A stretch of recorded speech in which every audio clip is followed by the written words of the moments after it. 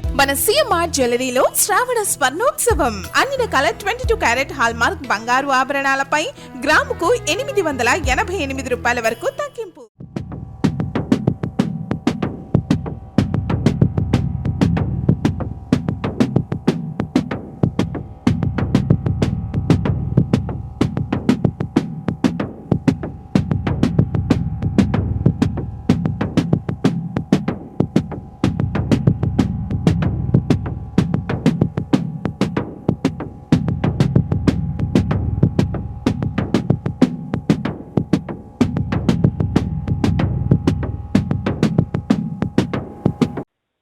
Sir నేను ఇప్పటిదాకా phone చేస్తుండే కార్ యాక్సిడెంట్ అని చంపేసారు మరి. నేను వాడు నాకు వాడి ముఖం చూడొద్దు అని కొట్టేది. అది ఏం చేస్తారు అది చేసేయండి.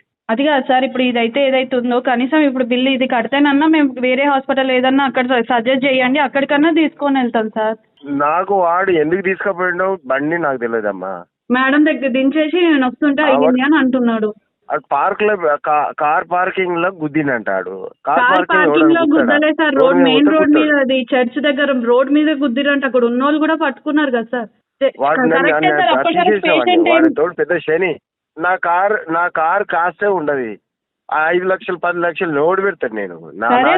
ఇప్పుడు అట్లా కాకుండా మీకు తెలిసిన ఏదన్నా హాస్పిటల్ ఉన్నా రిఫర్ చేస్తే మేము అక్కడికి తీసుకెళ్తాం కదా సార్. ఇక్కడ ఇది ఏందో బిల్ నాకేదో సంబంధం అమ్మా. నేను ఈడున్నానా, వాడు ఏడో కూర్చుని వాడిని తీసుకుపోవడానికి హాస్పిటల్ తెలిస్తే కాదు సార్. ఇట్లా మాట్లాడితే కరెక్ట్ కాదు కదా సార్. ఇప్పుడు పేషెంట్ మేము సఫర్ కావాలంటే తనకి ఏమైనా ఏమైతారు పేషెంట్ వాళ్ళ డాటర్ ని సార్, వాళ్ళ డాటర్ ని. అచ్చా ఓకే. ఏమైందంటమ్మా? ఆమె ఎంత ఏజ్ ఉంటది? 43-44 ఉంటది.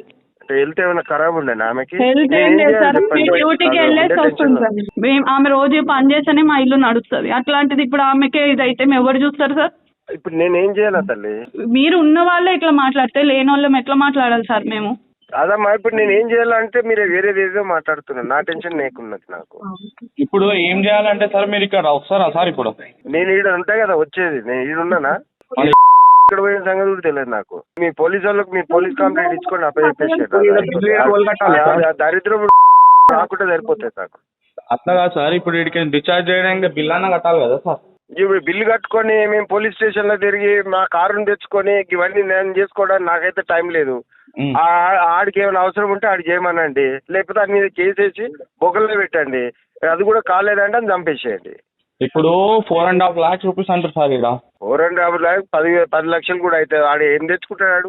నా నుండి కాదు ఇది. మీరు పోలీస్ కంప్లైంట్ ఇచ్చేసుకోండి, వాడి మీద కేసు వేయండి అని జైలు పడేసేయండి కదా.